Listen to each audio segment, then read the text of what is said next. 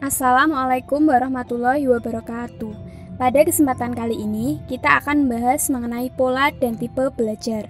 Untuk mengawali pembelajaran kali ini, marilah kita berdoa terlebih dahulu. Menurut agama dan kepercayaan masing-masing, berdoa dimulai. Berdoa selesai. Dalam pembelajaran kali ini, terdapat tujuan-tujuan pembelajaran yang hendak dicapai. Yang pertama, yaitu mampu mengidentifikasi mengenai pola pembelajaran. Yang kedua, mampu mengidentifikasi mengenai tipe-tipe belajar. Materi yang pertama yaitu mengenai pola pembelajaran. Menurut Sriono, pola pembelajaran adalah sejumlah rangkaian prosedur dalam belajar yang membantu siswa untuk menguasai materi pembelajaran. Terdapat beberapa macam pola pembelajaran. Yang pertama yaitu pola pembelajaran mandiri. Dalam hal ini, siswa secara mandiri mencari sumber belajar, mempelajarinya hingga paham terhadap materi pembelajaran tersebut. Yang kedua yaitu pola pembelajaran terbimbing. Dalam hal ini, siswa membutuhkan orang lain untuk membimbing dan mengarahkan ketika proses pembelajaran berlangsung. Kemudian yang ketiga yaitu pola pembelajaran kelompok. Pola ini sering diterapkan guru di dalam sekolah dengan cara memberikan tugas-tugas kelompok. Yang terpenting dalam hal ini adalah kerjasama antar anggota kelompok. Kemudian yang keempat yaitu pola pembelajaran diskusi. Pola ini juga sering digunakan guru di dalam sekolah, yaitu dengan cara memberikan topik atau permasalahan untuk didiskusikan. Siswa diberikan kebebasan untuk menyampaikan pendapatnya. Melalui pola ini, diharapkan siswa dapat menjadi lebih aktif dan juga dapat berpikir kritis. Materi selanjutnya yaitu mengenai tipe belajar. Tipe belajar adalah gaya belajar yang dimiliki oleh setiap individu yang merupakan cara termudah dalam menyerap, mengatur, serta mengelola informasi. Terdapat 3 jenis tipe belajar. Yang pertama yaitu visual, kemudian auditory, selanjutnya kinestetik. Untuk penjelasan lebih lengkapnya akan dijelaskan oleh teman-teman saya berikut ini. Baiklah, selanjutnya saya akan menjelaskan tentang tipe belajar yang pertama, yaitu tipe visual. Seseorang dengan tipe belajar visual cenderung mengandalkan indera penglihatan untuk menyerap informasi. Beberapa ciri yang melekat pada seseorang dengan tipe belajar visual. Yang pertama, rapi dan teratur. Seseorang dengan tipe belajar visual sangat senang apabila objek yang dilihatnya tersusun dengan rapi dan teratur pada tempatnya. Lalu ciri yang kedua yaitu lebih mengingat apa yang dilihat daripada yang didengar. Nah, yang ketiga yaitu menyukai seni lukis. Mereka melihat sketsa atau mungkin perpaduan warna-warna yang memanjakan matanya. Lalu yang keempat, lebih suka berkomunikasi dengan tulisan.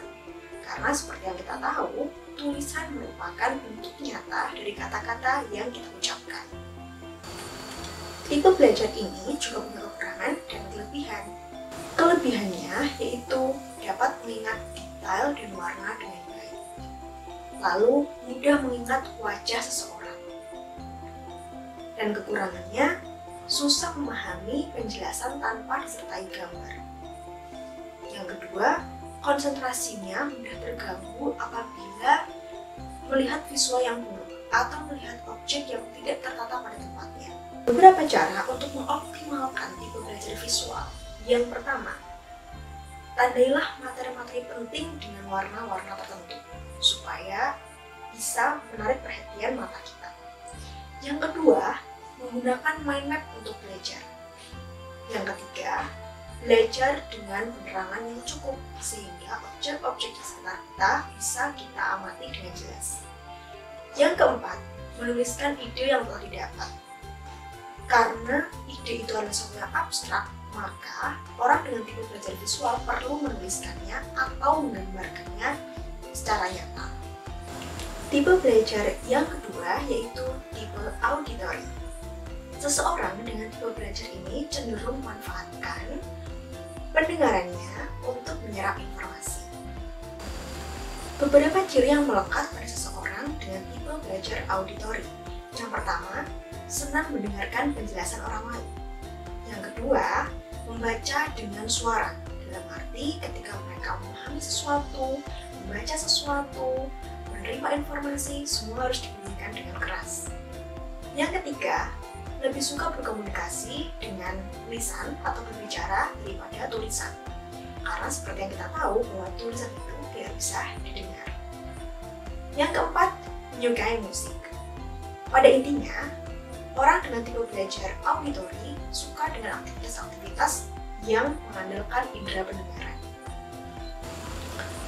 Terdapat kekurangan dan kelebihan dari seseorang dengan tipe belajar auditory.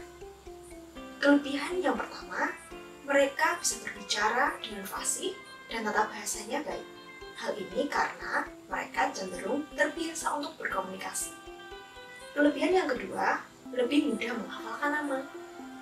Nah, sementara itu kekurangannya, yang pertama mudah terganggu dengan keributan karena pendengarannya sangat sensitif.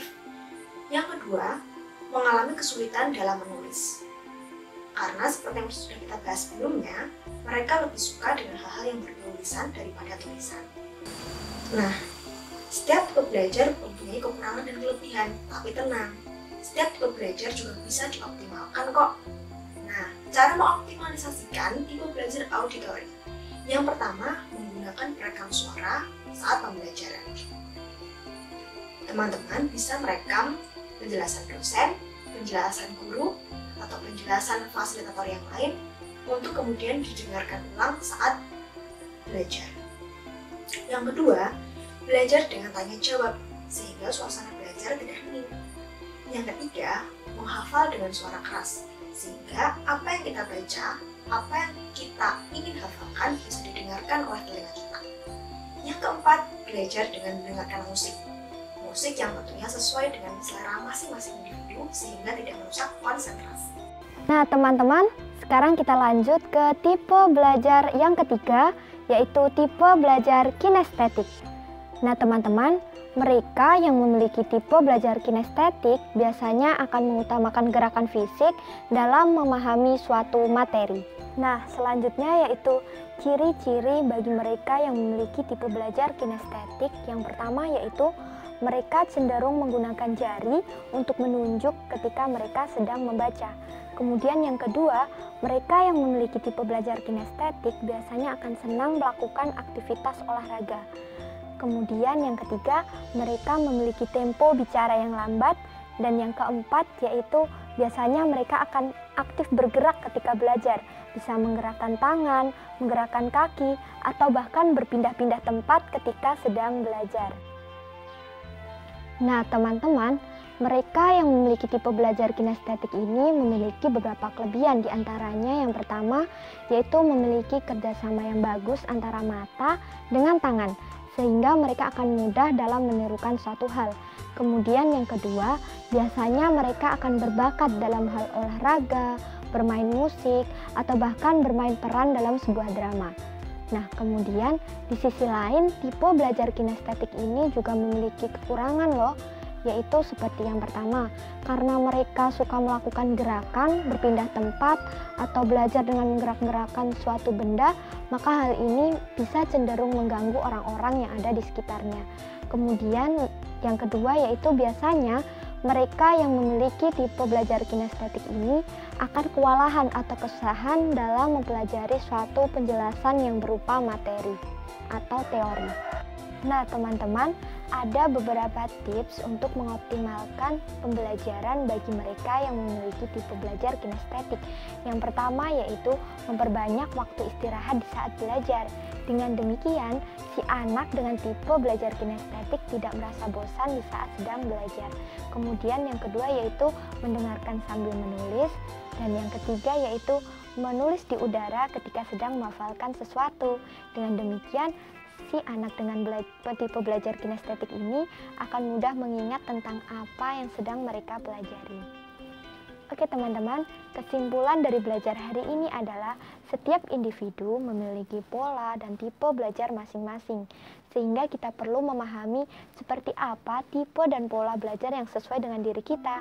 Dengan demikian, kita bisa menyesuaikan sistem belajar yang sesuai dengan diri kita untuk mempermudah dalam memahami suatu materi atau suatu pembelajaran.